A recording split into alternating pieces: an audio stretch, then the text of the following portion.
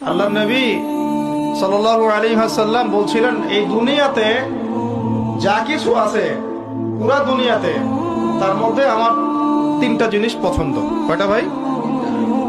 এক নাম্বার সালাহ, এক নাম্বার নামাজ। এটা আমার চোখের শীতলতা। নামাজে দাঁড়ালে আমার হৃদয় শান্ত হয়, চোখ ঠান্ডা হয়ে যায়। এটা নবী সাল্লাল্লাহু আলাইহি ওয়াসাল্লামের পছন্দের।